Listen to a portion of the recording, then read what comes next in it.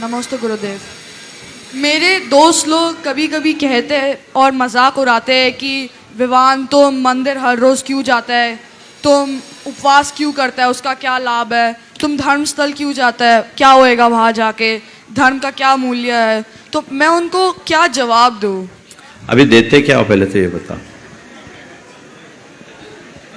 अभी क्या देते हो?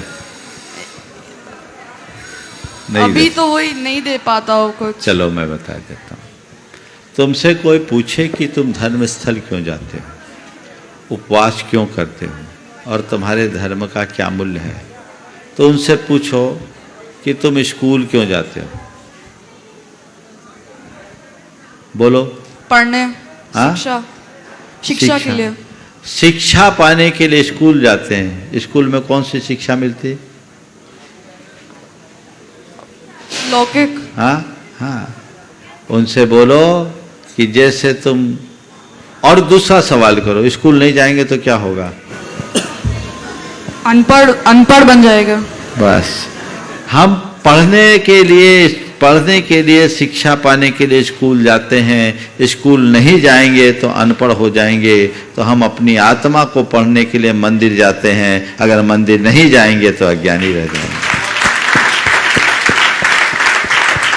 उससे दूसरा सवाल पूछो, दर्पण देखते हो? उससे पूछो, दर्पण देखते हो? हाँ। कहेगा देखते हैं, है ना। दर्पण देखते हो? देखते हैं। क्यों देखते हो? खुद को देखने के लिए कि सुंदर लग रहा है या नहीं, अच्छा कोई लग रहा है दाग धब्बा है कि नहीं। हाँ। तो दर्पण में हम रूप को देखते हैं और भगवान एक दर्पण है जिसमें हम स्वरूप को देखते हैं। उससे तीसरा सवाल करो। हो सकता वो कह सकता है अरे मूर्ति के दर्शन करने से क्या होगा, है ना। उससे पूछो तुम्हारी कोई गर्लफ्रेंड है? आ गया होगा, उम्र तो आ गई है। उसकी तस्वीर रखते हो? बोलो। हाँ। उसी से पूछना। गर्लफ्रेंड है, उसकी तस्वीर रखते हो? क्यों रखते हो? याद करने के लिए।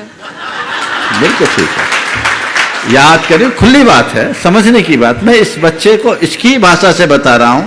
मैं जान रहा हूं इसके साथ वो कोई प्रॉब्लम नहीं है, लेकिन जो जिस भाषा में सवाल करे उसको उसी भाषा में उत्तर देना चाहिए।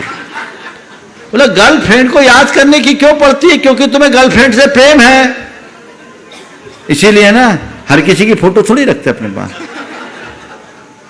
तो जैसे तुम गर्लफ्रेंड की तस्वीर को देखकर प्रसन्न होते हो, उसे याद करते हो, उससे खुश होते हो, हम भगवान की मूरत देख करके अपने आप को खुश करते हैं। क्योंकि मुझे भगवान से प्रेम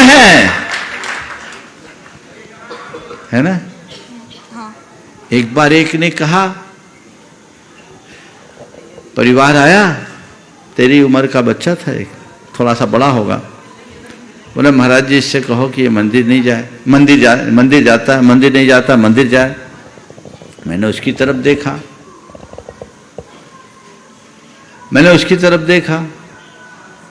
हमने कहा हे बाबा, मैं जैसे उसकी तरफ देखा तो उसने कहा महाराज जी भगवान तो मन में है, मंदिर जाने की क्या जरूरत?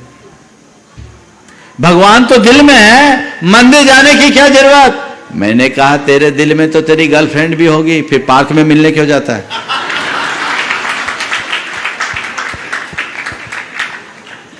दिल में तेरे गर्लफ्रेंड है तो उससे अलग से मिलने के लिए क्यों जाता है? मैंने कहा ध्यान रखना, जिसके दिल में भगवान होता है वो भगवान के दरबार में जाए बिना उसका दिल मानता नहीं है। मेरे दिल में भगवान है, इसलिए मैं भगवान से मुलाकात करने के लिए जाता हूं। समझ गए? और बोलूं? अभी बहुत सारे लोग उसको कोसने लगेंगे कि बहुतों का नाम है, और भैया जी के ऊपर प्रेशर बढ़ जाता है। और उपवास क्यों करते हो?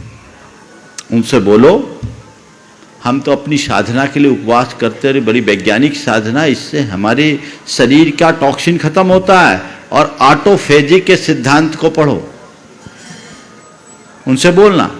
जापान के एक वैज्ञानिक को अभी नोबेल प्राइज मिला इसी पर, जो ये कहता है कि व्यक्ति को हर 8 दिन में एक उपवास करना चाहिए, उससे शरीर का सारा विकार खत्म होता है और कैंसर जैसी बीमारी भी ठीक हो जाती है। आप देखो, आप सब सर्च करना ऑटोफेजी क्या है। और एक और है इंटरवल मील, जिसमें एक भोजन से दूसरे भोजन में 8 घंटे का अंतराल बताया। ये वैज्ञानिक प्रक्रिया है। वो तुमसे पूछता है कि तुम उपवास क्यों करते हो, तुम उससे पूछो तुम खाते क्यों। जो तुमसे पूछे कि तुम उपवास क्यों करते हो, उससे उलट करके पूछो कि तुम खाते क्यों हो। वो कहेगा स्वस्थ रहने के लिए खाते हैं, तो हम कहेंगे स्वस्थ रहने के लिए हम उपवास करते हैं। केवल खाते रहोगे तो बीमार रहोगे, और खाने के बीच बीच में उपवास करोगे तो स्वस्थ रहोगे। समझ गए?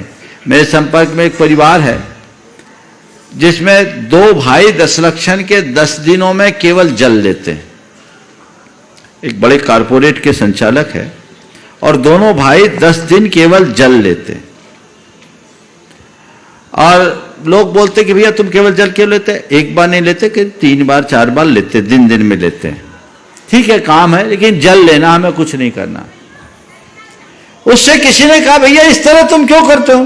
बोले भैया हम तो एक बात जानते हैं, हम 10 दिन केवल जल लेकर गुजारते हैं तो साल भर हमको सर्दी भी नहीं होती। समझ गए? तो बस यही धर्म का मूल्य है, जो हमारे इमोशंस पर कंट्रोल सिखाता है, जो हमें हमारी बैड हैबिट से बचाता है। अपने जीवन के प्रोग्रेस के लिए इन दोनों चीजों की बहुत गहरी जरूरत है, इसलिए मैं इसे अपनाता हूं। ये उत्तर समझ में आया कि नहीं आया? जोरदार। हाँ।